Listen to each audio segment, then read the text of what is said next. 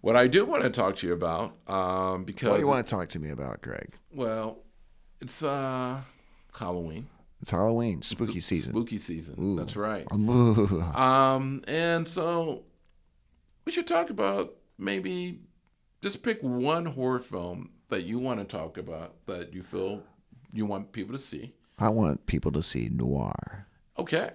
because And that's going to be one spooky, scary movie. right. And that's not out yet. It's not out yet, but it's our film. It's a film that we are making. We're going to do a shameless plug right now and plug our film Noir. Um, I feel like I'm watching Jeff Bridges from the beginning of The Fisher King, or talk radio. Right. It's like I think I'm back in the '90s again. How's it going, Lee? Now I'm going to call you Tony. Sorry. Yeah, okay. Call me his name Tony. is Lee, Call me but Tony. I'm calling you Yeah. Tony. I'm not going to. So Name is Lee Anthony Smith. He's right both ways. yeah. So there you go. Okay, here we go. Real quick. Noir is a film that we are producing independently. It's a horror, supernatural detective story from, it's got a little bit of the film noir aspects as well as the old Universal monsters that we used to always admire and really enjoy. So we've kind of been able to blend those genres together.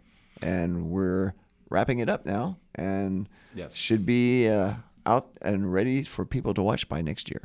Yep. So There you go. so I don't have to say anything. so maybe next year we'll be talking about noir. If you love or ever grew up on Universal monster movies, Dracula, Frankenstein, the Wolfman, or if you ever grew up watching film noir films like The Maltese Falcon, Sunset Boulevard, Out of the past. and Yeah. if you ever saw a little show in the '70s, it started with two made-for-TV movies called The Night Stalker.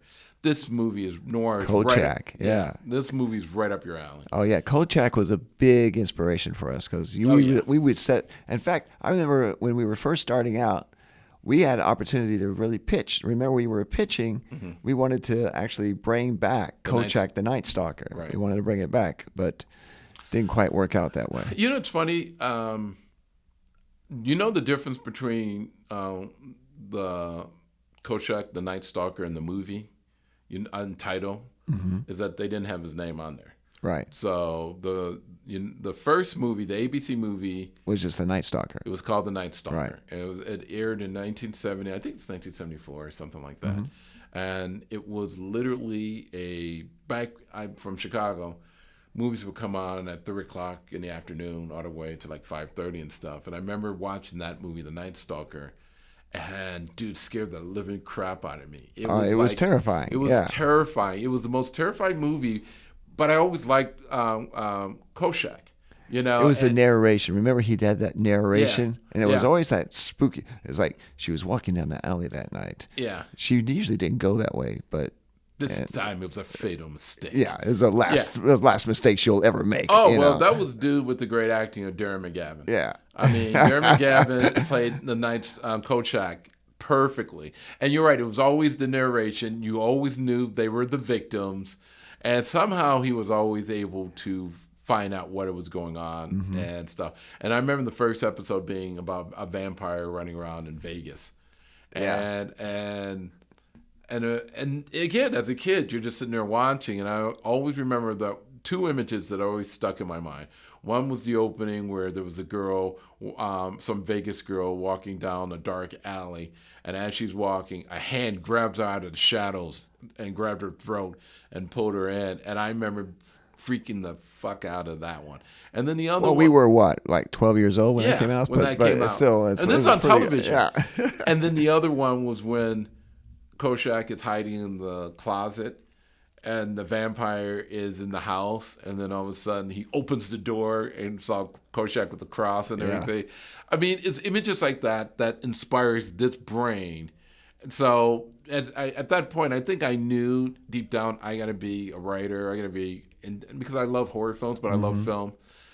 And this is actually, The Night Stalker. If you guys could actually look it up, this would be a good Halloween. Oh, the Night Stalker is excellent. Yeah, I would start with the pilot and just watch that. And then they made another pilot. You know what the name of the other pilot was? The Night Strangler, wasn't it? You Night got Strangler, it. yeah, You got it. yeah. You know who created the Night Stalker? Oh, it's on the tip of my tongue.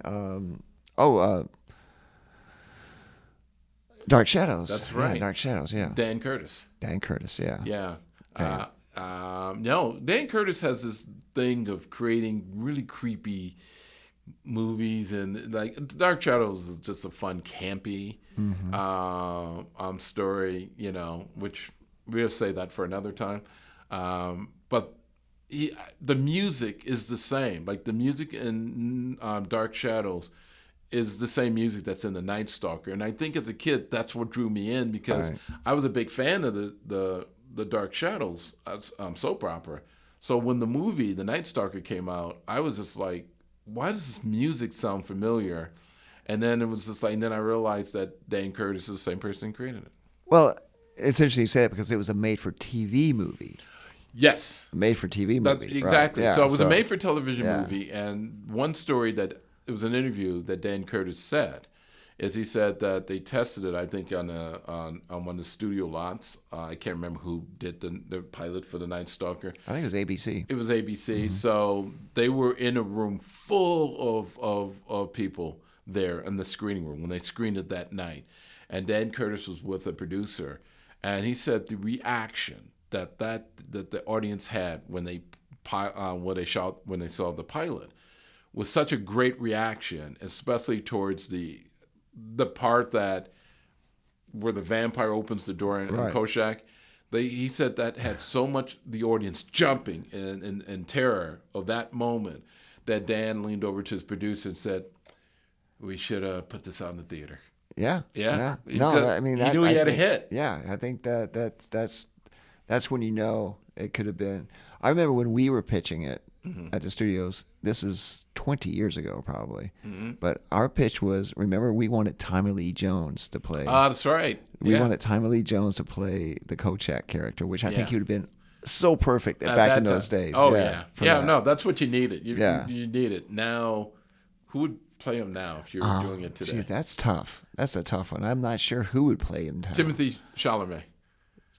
Right. Okay. Because that's who they go for. They go Yeah, for someone yeah. like him. It's like, well, no, he was a older husband. Oh, No, Timothy can play. he has to be a little bit begrudgingly, you know, Yeah. he's a curmudgeon. Oh, He's you a bit mean like he's in curmudgeon. his 30s? Yeah, Well, yeah. well, Well, you get Ryan Gosling to play it, right? Yeah. Oh, he's a handsome, good-looking, Yeah. Kochak. well, they remade the show. The two pilots eventually became the TV show called Koshak the Night Stalker, which the Jack the Ripper episode was pretty much identical to the vampire episode. Yeah, did you watch the new show that they had a few years back? They tried to No, I didn't. I tried to watch it, but they got a handsome guy. They got a Of really course, young, handsome guy to play the part, and Yeah. I'm like, it just wasn't the same. It Yeah. just wasn't the same.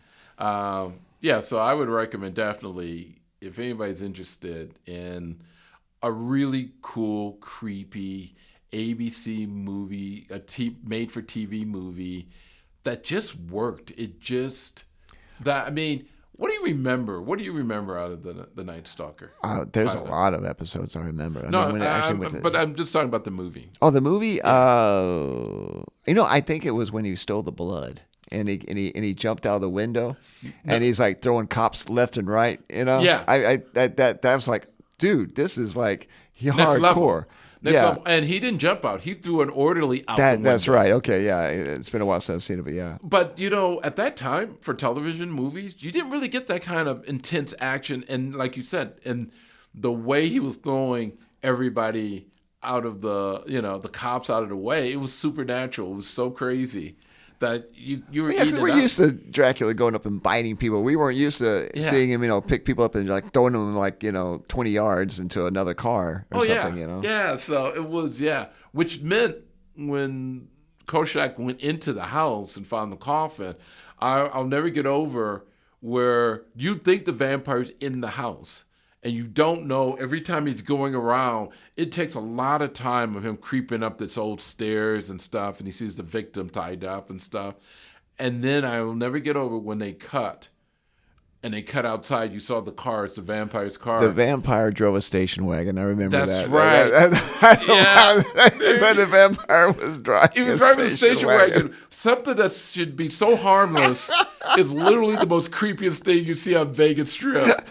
So he drives a station wagon, he gets out of the car, and he goes into the house. And at that moment, my heart was like, but then, because it was on television, they had a commercial. And I was like, I'm waiting 3 minutes to get back to it. So. Well, that's funny because we start off on the scary Halloween movies and we got on a 10-minute tangent on Kolchak. But you know what? Okay, so but we could also use this. This would be part of the Halloween. Oh, no, thing without a doubt. I mean, what is your scariest movie, Greg? Well, it's not so much it's my scariest movie, but it was my scariest movie when I was a kid. Right. And that was, I'm going to paint the picture for you. Okay. I'm a kid back where there was newspapers. Uh-huh. They used to have the movie section. And back in my day, you used to go to the movie sections and they would have the posters of the films you wanted to see in the times and the theaters that they were playing in. So, the kids today have no idea what you're talking about. I know. I'm speaking to all of us old people out there that had a newspaper. Language. Exactly. It was a newspaper. So I don't care about dating myself. I don't care because I'm young inside. Yeah. So, but there was a poster. And those posters used to freak me out as a kid. But there was one particular... And usually the posters were always 10 times better than the movies. Usually, yes, Yeah, you're right. yeah, You're so right. yeah. I mean... The posters, you're going, oh my God, King man, this Kong is cool. standing on the World Trade Center with a helicopter in one hand, a missile in another. That's not in that movie. Yeah, 1976 King Kong had the greatest freaking poster you've ever seen in your life. And then when you didn't see the movie, you're kind of going, that's not in there at all. Yeah, the movie was boring and it was dark. Yeah. Because they shot Well, they it. did have Jessica Lange in it. It did. Yeah. It did. So anyway, so there was a poster, and then the poster that I saw was a guy with a knife, and then you saw images of that knife carved out as pumpkins. And I remember it said Halloween, the night he came home. And I, as a kid, for the longest time, terrified me. I never saw that movie in the theater. Wow. Would not see that movie in the theater. And then when I eventually saw the movie, I can't remember what my reaction was except, wow, this movie rocked. Because it's a movie that doesn't scare me. I don't think it scared me when I saw it, but I remember how creepy effective it was. And once I understood the making of the movie, John Carpenter's Halloween, it was the first time I realized that you can have a vision on how to tell an effective story and how to make your budget look like you spent. That movie looks like it was made $10 million type of movie when he spent only $360,000 on it. He just did everything right in that movie, creating the character Michael Myers. Well, so low budget. In fact, they got a Captain Kirk mask and painted it white because that's all they had. Well, it was between that or a clown mask. Yeah, yeah. And there was just something about the William Shatner's had no expression. It was just like, it was perfect. Which is exactly what an actor wants to hear. Well, but the thing about the the Captain Kirk mask is it really looked like it was from the mask from The Devil's Reign. Mm-hmm. Remember? Because he's in that movie. Yeah. Mm-hmm. And he gets possessed or something, and his eyes goes black in that TV show, another made-for-TV show. I'm going to stop doing that. Yeah, please. Yeah.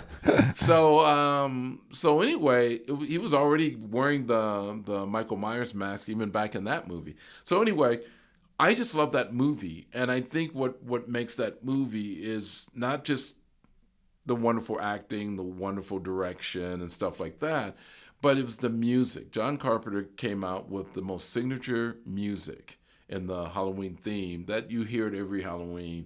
It's one of the all-time great themes of all. I mean, it's classic, that theme. And it's funny you mentioned the poster because that's exactly what got me to see the movie. I remember me and my buddies were like hanging out on a Friday night and local theater, right? And we looked up and we saw the poster. Mm-hmm. And we had no idea what this movie was. Back in those days, a lot of times, especially low-budget films like that would come out. Right. There would be no preview, no teaser, no reviews like you see on YouTube now. Right. So we saw the poster and we said, let's check it out. Let's just see. And man, it was a ride. I mean, we had a full house. that night, because on a small town, that's everybody went to the movie theaters on this weekend, good, bad, or indifferent, right? So it was a packed house, and it was one of those things where you could tell the ebb and flow of the movie by the reaction of the audience, which was great when you kind of get that kind of a movie that everybody reacts to it in the exact spots where you want them to.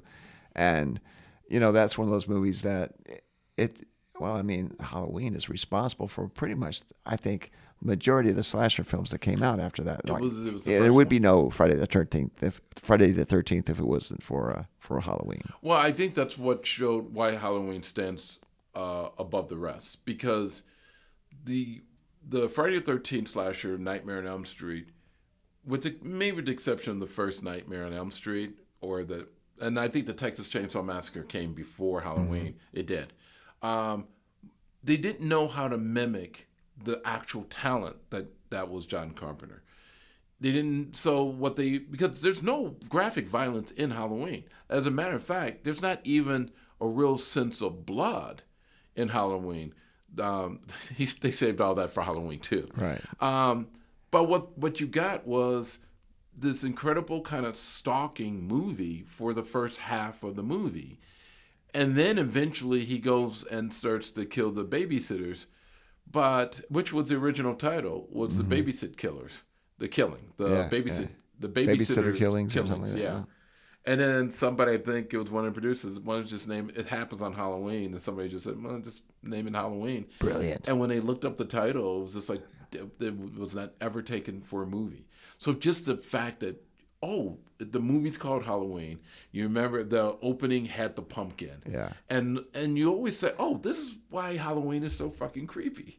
I mean, it's fun, and the music, like I said, the music, just starting out, just on that pumpkin with the music, you knew you were in for a ride. Oh, yeah. So, and I mean, everything for that movie worked. Casting Jamie Lee Curtis, daughter of Janet Leigh from Psycho, that worked. Having Michael never speaking never seen except for the mask. I mean, with the time you see him, he's totally in shadow, so you don't really see that much of him. But also, it gives you that killer that gets back up, type of killer. Well, that was one of the first times I remember seeing that. Is like when you think he's dead in the closet, right? When she stabs him, he falls down, and she tells the kids to go across the street. She's like chilling. She's chilling, at the doorway there. Why doesn't she go across the street? Why does she go across the street? We don't know. But she's like chilling at the doorway there, kind of like, she's kind of kicking back, taking it easy, thinking it's all done. All of a sudden in the background, you see him rise. No, that's great. That's great. For the first time, we're like, what? It gives you, you got Donald Pleasant as Willie Looman, gives you the craziest. He gives you the ghost story, right? Well, he does the heavy lifting for Michael, because he's keeping Michael's lore while Michael's on the loose. You don't know he's not a man. That's pure evil running, I love that monologue he does about he had the blackest eyes, the devil's eyes, with the music playing in the house that Michael killed his sister in. It was just not since Quint talked about the shark's eyes and Jaws. Exactly. And it's the same comparison, which I saw Jaws just yesterday. Which is one of the great all-time films. That is a perfect film. That's a perfect. Would you consider Jaws a horror film? Yes. I wore the T-shirt. It's definitely a horror show. Yeah. We'll do Jaws on I can talk a lot about Jaws now. Yeah. But but then on top of everything and ratcheting up tension and suspense to horror, but it was the first ending where the killer was gone. Like, it was that first ending of because it always played on the fact that he could be the boogeyman. Right. And never saying one way or the other, we just still assumed he was a man until the moment he was shot. And Donald Pleasant, I always like the interview he says when he talks to Carpenter. He said, I can give you two look. I can give you the look that when I go over the balcony and I see his body's not there, it's like the, oh my God, he's not there, that look. Like, where the fuck is he? Or I can give you the look of when he went over that I knew wouldn't be there. Yeah. That I knew he wouldn't be there. And I'll give you that look. And so Carpenter says, give me the second one. And that's what he gives you in that first movie. He gives you the look that when you see the body's not there and the music kicks in and it cuts back to Donald Pleasant, it's a look of, I knew Yeah. I knew he was not dead. Yeah. And then they do all the cuts to Of all the places all he'd the been places he's at. been. Yeah. So therefore, and then it cuts back to Jamie Lee now going crazy because she's mentally fucked up. She needs therapy for the rest of her life. But they did use that second look. I mean, that first look, the look of when he goes over and he's like, he's out there. You know where they use that look? In Halloween 2.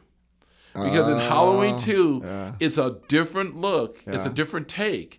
Because the coolness was in the first movie. Right. But then the second that's one of the reasons why I hate Halloween 2. There you go. Yeah. Because I'm like, I remember watching Halloween 2, in the beginning of Halloween 2, and I'm like, that's not the look. Yeah. And then when I heard, there was 2 looks, he gave you the, oh my God, because he runs out and he's like, you don't know what death is. And he runs down. So. Oh my God. But anyway, that's my movie. It's not the scariest movie, but it's just something cool about the movie. And it.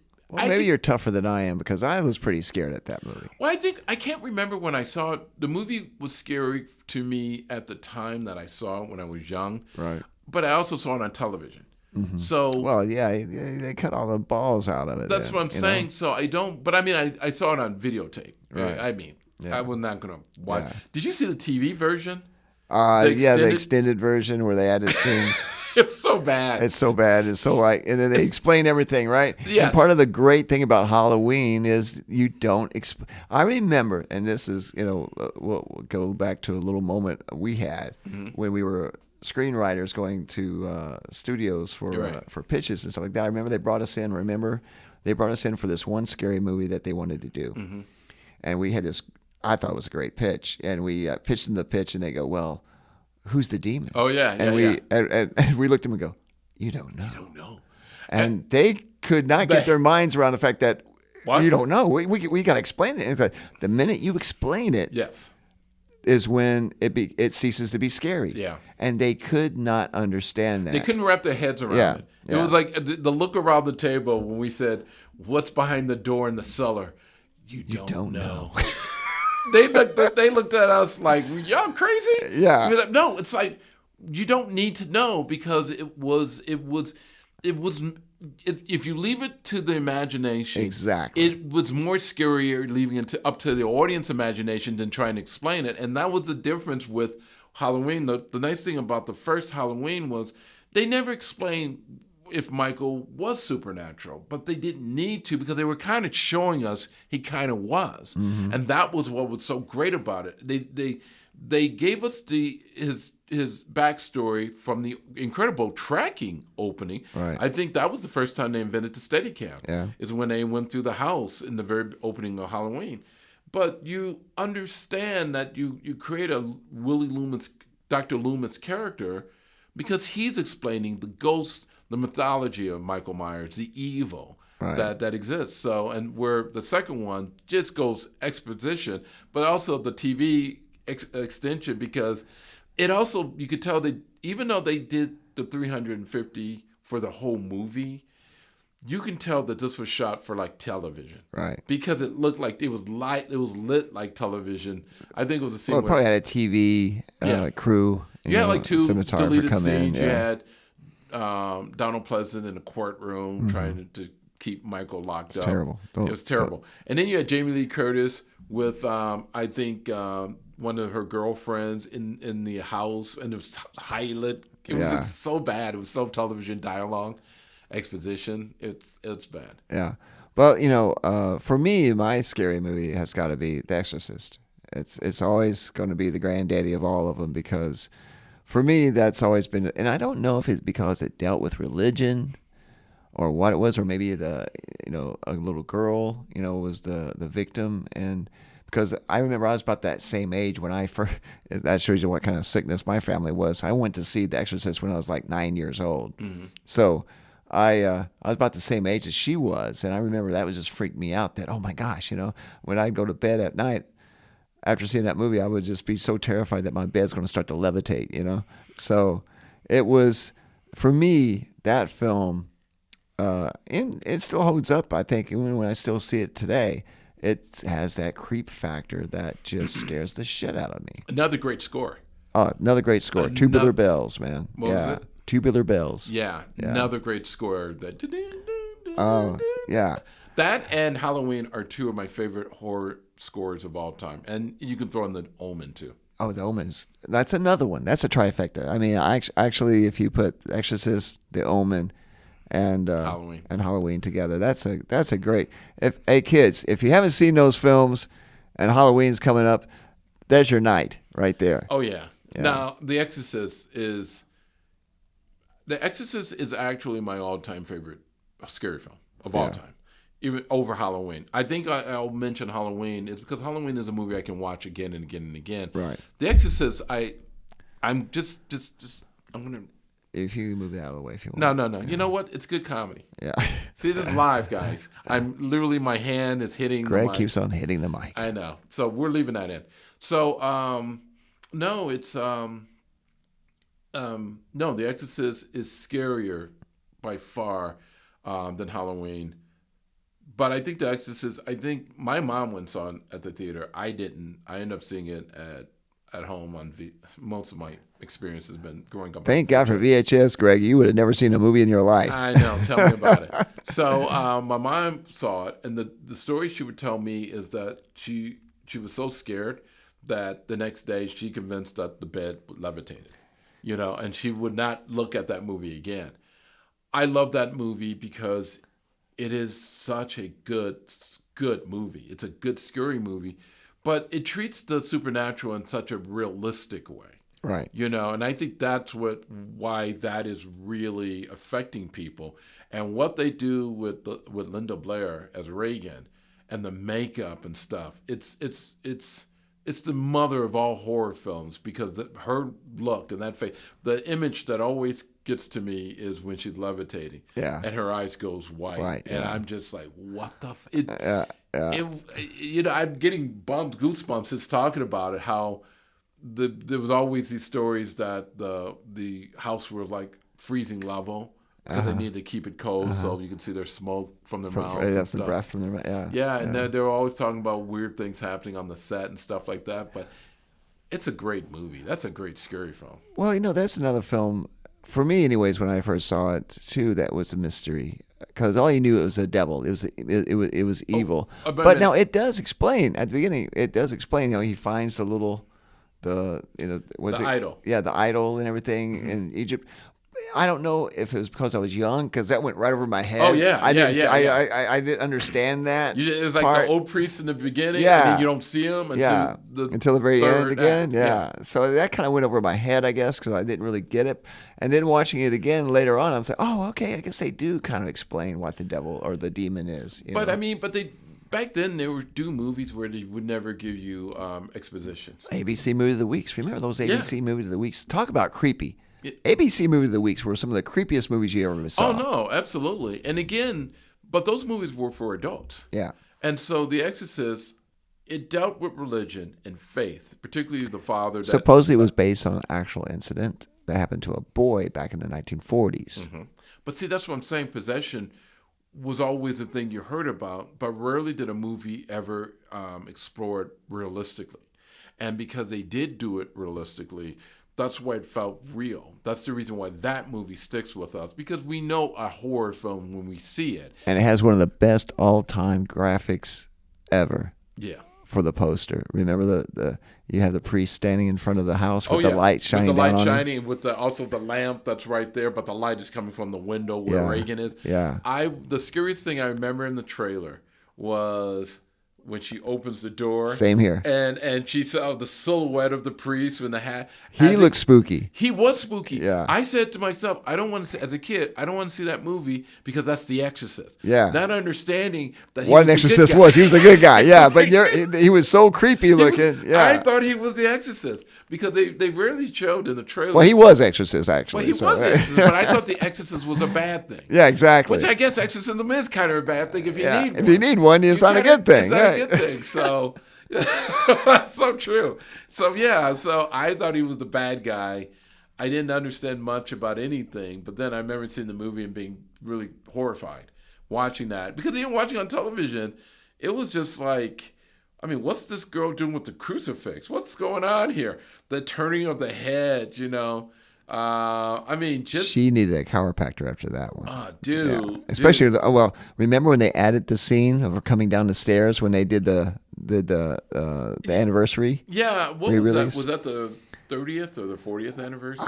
No, it was probably. I mean, dude, it was like late '90s, so it was probably the 20th anniversary, So we got 25th anniversary. We something had like a that. chance to watch Yeah. that at the Chinese Man Theater, the 20th anniversary. Yeah. And that was the first time I've ever seen The Exorcist on the big screen. And I got to tell you, it was fantastic. That the theater was packed. We were watching it. And I was going to take our friend Gina to come see it. And she was going to go because she'd never seen the movie. She was always afraid of the film. And then I was like, okay, we're going to go see it. Which concerns me that she had never seen The Exorcist before, but yet she was in film. You know, she heard about Yeah. it. She's scared of horror films. Period. That's not her thing. So then all of a sudden, somebody at the table says, "Oh, you're going to take her to show that? Oh, they're going to put that scene in there." And she was like, "What scene?" And I was like, "Shut the fuck up! Yeah, she doesn't need to know." And she was like, "No. What scene? What scene?" Oh, and then the girl described, "Oh, it's this one scene where Reagan comes down like a spider backwards and stuff." And she was like, "I'm not going. That's it. That's it. That was it." But we remember we saw it at the theater. The audience reacted. It was great. I'm glad they add that scene in there because it really showed how horrific that movie is. And that face that would pop in the kitchen, that was the same face that the priest saw in the beginning. Right. There was something primal about it, but I remember everybody. Yeah, because it's jumping kind in of the theater. goofy when you really think about it. Because all they do is just superimpose it in the corner of the frame, but it's effective. It's effective. And Yeah. you remember the theater. It was just kind of like everybody popped up Yeah. once it hits when you saw it in the theater. But the thing I had to take away from was the moment, that was a long movie. And the moment that movie was over, the guys, all of us rushed down to the toilet. We all went to the urinals, man. And we were just like, I could just hear, I mean, that movie was so long. That was your takeaway, huh? Yeah, I had to piss like a racehorse, but you know what? It felt good the moment was over. Yeah. But no, The Exorcist is an all-time favorite. That's a movie you don't remake, you don't reboot, you leave. Well, it they're alone. going to try. But they failed. Yeah. But Well, see, they're going to try again. Well, because they bought the rights, the franchise. Again, some movies are just meant to just be standalone. There's certain movies you don't remake. You don't remake The Exorcist. You don't remake The Jaws. I know Godfather. they've been talking about remaking Jaws, which is You don't remake idiotic. The Godfather. You don't No. remake Goodfellas. You don't remake Scarface. Or you know, don't. Well, yeah, they tried to do that recently Well, with technically, Leo. Godface is a remake. Yeah, Scalpel but is yeah, a it's remake, going to be Godfather. tough to do that again Yeah. and beat that. But Casablanca, they were talking about them remaking Casablanca a few years back. Classic. So But I mean, again, it does go back to why these were great films. These Mm-hmm. are great horror films. Look, both you and I are picking horror films that were done in the 70s. yeah, Why? Because they still play them. Right. They still reboot them. They still do franchise out of them. well, go out on Halloween night. How many Michael Myers do you see? Yeah, exactly. So it's just like how often will you hear that music or hear the Exorcist? Like you can play the Exorcist music, people will know where that's from, even if they haven't seen the movie. And that's another thing: the importance of a soundtrack for a film like, especially a horror film. You got to have a good music Yes. soundtrack. And I don't understand the way of thinking nowadays, because I've heard this from directors now, several directors now, that they don't want the music to overwhelm the movie. No, that's a director that's a pussy. Yeah, because a my dir- thought is, what are you? Every classic film, not only horror films, but every classic film in general, what do you remember? You remember the soundtrack. You know how I know who Sergio Leone was? Because his movies had the trilogies had the score. They had the music. Yeah. And even when I didn't know what the names of the movie was, I always knew the music. And as soon as they hear that music, you knew that was a Sergio Leone movie. If you look at Hitchcock, Hitchcock perfected using great music Yeah. in his movies. And Bernard Herrmann, man. Yeah, I'm not just talking about, but yes, the famous shower scene. Yeah. That music. Dun, dun, dun, Yeah. dun. I mean, it's just. I think a good director would incorporate everything in his movies, and I think that when you have a statement where you don't want the music to be overwhelming, Now, there is a point depending on if the scene demands that music. Sometimes your scene could say, Well, yeah, there's a difference. I don't yeah. need the Yeah. music, or maybe you have a certain music in your head and the music the composer comes back might be a little overwhelming for that scene.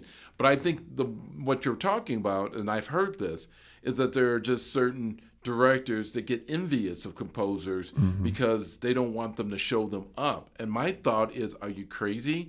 If he can elevate the written material, if he can elevate your scene, Would you and have a Rocky transcend- without that theme? No, of course not. Yeah. No, because again, they go hand in hand. Would you have a Jaws without that It theme? was so funny too because I was watching Jaws yesterday. I had it at the bar and we had it on the television, but I couldn't turn it up, so I had to watch it with subtitles. And every time I was watching it lacked something because I couldn't hear the theme. So then I had to add the theme when they were underwater. I added the theme, dun, dun, dun, dun, dun, dun, dun, dun, dun, dun, dun, Yeah. because without it, they're not classics. You get classics because your music is working, your acting is working, your DP is working, the material is working, the costume set designs are working. Everything works, and that's what. And the writing. And the for sure, writing, the obviously, writing. all based from the writing. So, but music is a part of that. And if you look at any one of your favorite classic movies, it had classic music. Citizen Kane is known for its music as well as its stark image and stuff like that. So, Casablanca. Casablanca had the incredible Yeah, music. The yeah, movie is yeah, on the music. Yeah. You know, you can hear the music, whereas here it's looking at you, kid. So, no, I don't buy wanting to do, and also this is how I know when movies isn't working is because when you slap music onto a scene, and I don't notice the music or it clashes with it, then that's bad. The best movies is the one where it's as if the music was written for the scene. Right. You know, and I remember the test of a really good soundtrack. I used to always say that. You remember the ArcLight back in the days when we had really awesome theaters here in LA? oh yeah, The ArcLight. You'd go into the ArcLight. If you go into the restroom and you're standing there, they would always play music Right. over the sound system, right? yeah. So you'd be in the bathroom and whatever theme you would hear, if you could name that movie, that was a good soundtrack. That's when Yeah. you knew it was Oh, working. yeah. It's like, Yeah, okay, they would do that's it. from that movie. Yeah. That was okay, for they're Arabia. doing that from Okay. that. Oh, boom. I do that all the time. Yeah, yeah. I'll be in there and I'll be in the bathroom and I'll be just like taking a leak and then I'll hear this. I'm like, oh, this is like from the third Bond film. Okay, that's the music Yeah, there. and stuff. yeah. That's from Goldfinger. You know? Yeah. You're just going, okay. Yeah, you're right. The ArcLight used to do stuff like that. Yeah. But I mean, music is the soul of the movie. Yeah. The Schindler's List is known for the music, as well as the images. Matter of fact, you'll hear the music and think of those images. Well, and that's another thing. I mean, there's a lot of Thank very- goodness AI hasn't done music yet. Well, yeah, well, no, AI is doing music, so it's coming, man. It's in fact AI is way ahead of the visuals as far as music goes. Oh my goodness! Yeah, it's scary, man. It's scary, We've but gone full circle now. we done very full circle. But what's scary though is some of these new composers that are out there right now, and very popular composers. I'm not going to name names, but a lot of these new composers come out, and I swear to God, there's nothing to them. I mean, the soundtrack is like, it's boring. It's just so homogenized and so like, you know, I cannot. Can you name me a film that's come out in the last 5 or 6 years that has a memorable soundtrack? Perfect Darling. Okay. That's an indie film that came out. No, is it Perfect? Perfect Darling. Stranger Darling. I'm sorry. Strange. You don't Strange even know Darling. the name of the title of the movie, Greg. I got it. I got it right the second time. You got it right the same time. Which Okay. would be the first time because it's edited out. No, Okay. Strange Darling. Strange Darling. It has Okay. a really great soundtrack. You know a movie that actually had a really good soundtrack, and it's also a good movie. I saw Smile 2. Oh, I've not seen it. I've That heard is good a things. good movie. Okay. That is a really effective. A good movie. a good Halloween movie. Good Halloween All movie. right. Smile 2, as well as a good soundtrack. Cool. As a matter of fact, it's played by the Naomi Scott, who was the Jasmine in Aladdin. Okay. And she crushes it. I am telling you, I can take my eyes off of her, and the amount of acting that she does in this movie, I almost felt like it was more than the movie deserved. Right. Because but the movie supported her acting, and it's worth seeing in the theater. And I saw The First Smile. I liked it. That's okay. It was Yeah, fine. yeah. But it was never one of those movies I would go back and watch again. It was like I got the premise, I got the concept. What this director has done is taking that and kind of rebooted it because now because that movie made money. Right. So he's got a bigger budget, but he did something smart with the budget. He really enhanced the whole experience of the mythology. And so he was able to do more with it. And there's this great 5-minute opening where even I was like, wait a minute, what genre am I watching? This is pretty freaking cool. Yeah. And then it goes into a whole music because Naomi Scott plays a pop star. Right. But she does a convincing pop star than the M. Night Shyamalan film Trap, where his daughter is supposedly the pop star. Yeah, I've not seen that movie, but I've heard things. She does. Yeah. She's in the concert. She's in the whole movie. Yeah. But we're at the concert for a good portion of the movie. She must have sung 10 songs at me. I never bought that she was an actual pop star. I never noticed the music at all. Well, M. Night's one of those guys, man. It's like one out of every 10 movies is really good. Yeah, but this one was much more like, hey, my daughter is an artist. Yeah. She has her own album coming out. She, they were overselling it so much that you just said, no, I don't want. Where Naomi Scott, she does do the singing of it. She did do the choreography of it. And the first number she does was one of those numbers that right away stuck in my head.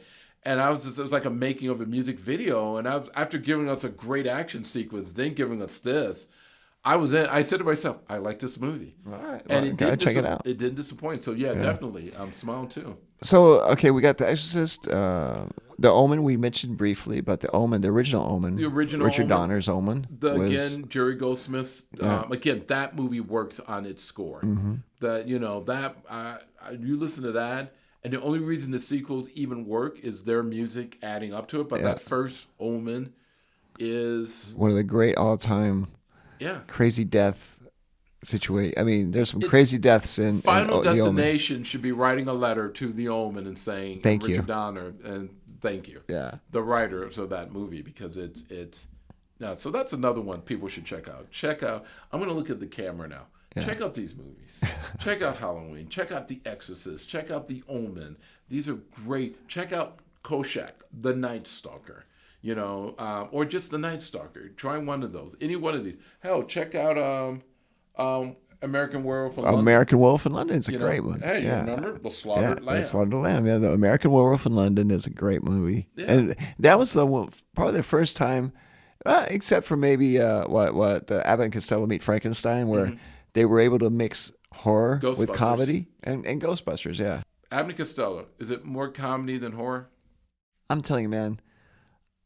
I would say maybe more comedy, but there's some moments in that movie that when I watched it again recently, I went, damn, I don't remember it being this scary, but there's some moments in there. Throwing the nurse out the window. Oh, when Frankenstein throws the nurse out the window, you're going, damn. I remember as a kid, I went, damn.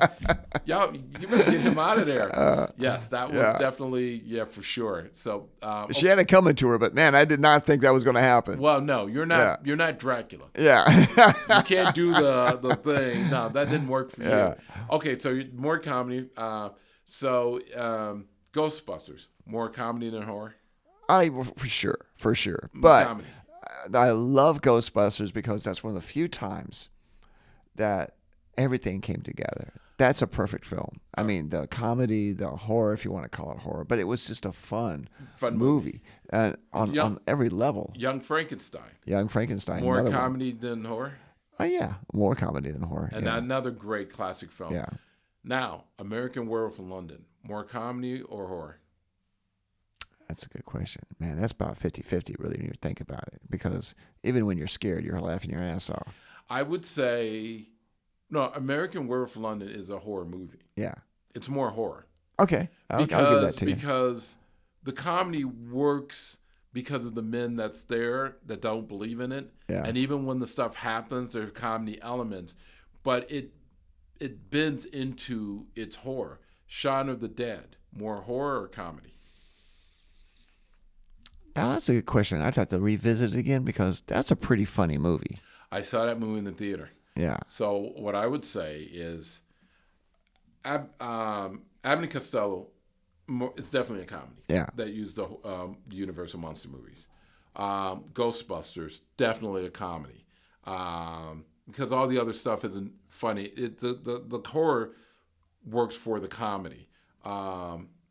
American Werewolf in London is definitely a horror film that has comic moments peppered throughout that movie, but it always stays a horror film. Shaun of the Dead is a horror film. I got a chance to see it in the theater when they re-released it. Oh man, it's incredible. First time I saw Shaun of the Dead in the theater. Mm-hmm. Definitely the horror plays so much more, and it gets dark. It definitely gets dark. Real dark when you start losing people. But I think that's the definition for me for comedy or horror is which one of the genre leans more into the other. And if you look at Abbott and Costello, that's definitely comedy. Young Frankenstein is definitely a comedy, even though it definitely uses a lot of the Universal mythology, the sets and stuff, but it's still comedy. Ghostbusters still comedy. But movies like A Shaun of the Dead or American Werewolf London definitely leads more horror because people actually die in those things in the way that a zombie movie or werewolf movie they would die. Right. Yeah. No, but I get you.